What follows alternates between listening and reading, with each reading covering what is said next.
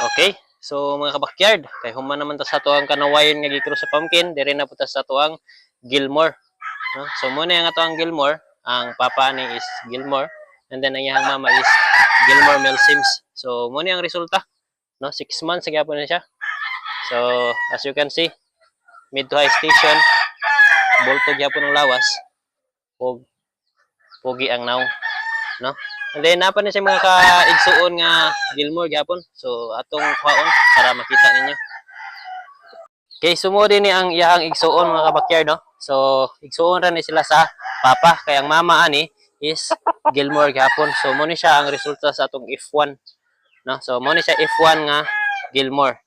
Mama and papa is same nga Gilmore pero dili igsuon, no? So as you can see, bulto kayo ang lawas, mid to high station, no? And then quality check.